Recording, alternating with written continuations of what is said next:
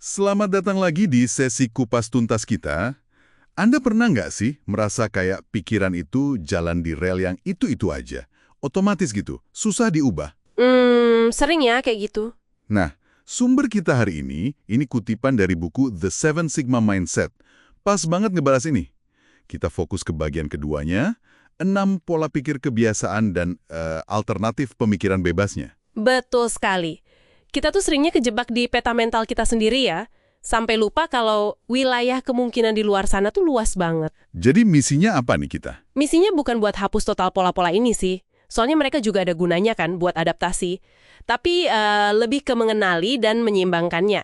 Kita mau bongkar 6 pola kebiasaan ini dan alternatifnya ya, yang lebih bebas, langsung dari sumber yang Anda pegang itu. Mari kita bedah bareng-bareng. Oke, siap. Pola pertama disebut thought villainizing, memusuhi pikiran. Kedengarannya cukup familiar ya, maksudnya kita anggap pikiran tertentu itu jahat gitu. Iya, persis. Terutama pikiran yang bikin gak nyaman atau kita anggap salah.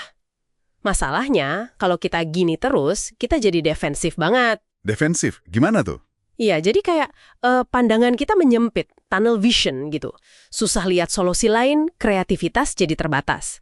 Nah, alternatifnya itu thought devillainizing. De-villainizing, maksudnya?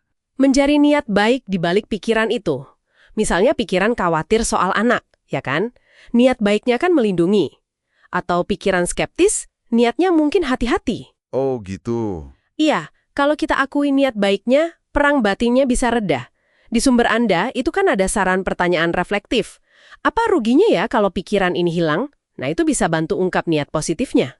Menarik, menarik. Ini nyambung nih kayaknya ke pola kedua. Thought suppressing, menekan pikiran. Habis dimusuhi, terus kita coba usir paksa gitu ya. Nah, itu dia. Dan lucunya, usaha menekan ini seringnya malah bikin tambah parah. Ingat eksperimen soal jangan pikirkan beruang putih? Oh iya. Malah kepikiran terus ya. Justru itu, namanya rebound effect. Makin dilarang, makin kuat munculnya. Alternatifnya, namanya thought hosting. Hot hosting. Kayak jadi tuan rumah buat pikiran gitu. Semacam itu, jadi kita terima aja kehadirannya. Biarin dia mampir, tanpa perlu dilawan. Bayangin deh, energi yang bisa dihemat kalau nggak perang terus sama pikiran sendiri. Di buku ada contoh klien yang coba menyapa pikiran buruknya, di malam hari, ternyata malah jadi nggak terlalu mengganggu. Wow. Oke. Lanjut, pola ketiga. Thought identifying. Ini yang kita sering bilang, saya ini pemarah, saya ini pencemas. Kenapa ini jadi masalah ya? Karena itu bikin pikiran rasanya jadi permanen, kayak udah nempel jadi bagian dari diri kita, dari identitas kita. Akibatnya, iya kita jadi susah menerima diri apa adanya, gampang ragu. Terus solusinya? Alternatifnya thought distancing, ngasih jarak. Sadari kalau Anda itu punya pikiran, tapi Anda bukan pikiran itu. Pikiran kan datang dan pergi ya kan? Gimana caranya ngasih jarak? Coba deh ubah kalimatnya. Dari saya marah, jadi saya merasakan sensasi kemarahan muncul dalam diri saya. Rasanya beda loh. Ini bukan lari ya, tapi melihatnya lebih jernih aja. Oke. Masuk akal. Nah, ngomongin jernih. Pola keempat ini, thought trusting. Percaya gitu aja sama kesimpulan pikiran kita, tanpa dicek lagi. Risikonya apa nih? Risikonya kesimpulan kita itu kan seringnya compound, numpuk gitu. Hasil dari pikiran-pikiran dan pengalaman sebelumnya. Kayak menara balok, kalau dasarnya goyang, ya atasnya rapuh. Jadi bisa salah arah ya? Bisa banget. Kayak contoh di sumber itu, penulis yang merasa ketuaan buat belajar kungfu di umur 17. Padahal itu kan kesimpulan gabungan yang belum tentu benar. Alternatifnya ya jelas, thought verifying. Verifikasi pikiran. Iya, bongkar tumpukan pikirannya, cek satu-satu secara kritis. Ada latihan menara miring pisah juga kan di sumber itu buat melatih ini? Oke. Lanjut ke pola kelima. Ini kayaknya banyak banget yang ngalamin. Thought misaligning. Pikiran nggak selaras. Kayak maju mundur antara dua pilihan atau keyakinan. Apa dampaknya kalau dibiarin? Wah, dampaknya bisa ragu terus-terusan, susah ambil keputusan, komunikasi jadi nggak jelas, bahkan stres. Contoh klasiknya ya perokok itu. Pengen berhenti, tapi di sisi lain percaya rokok bikin rileks. Konflik kan? Iya.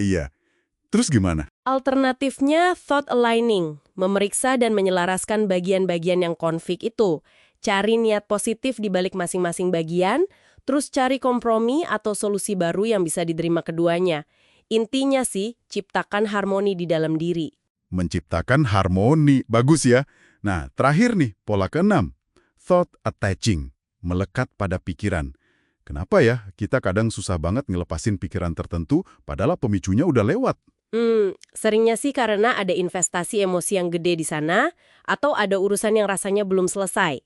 Tapi kalau kita terus-terusan nempel sama pikiran itu, misalnya marah atau kecewa yang udah lama, itu nguras energi banget. Bikin kita kaku juga secara mental.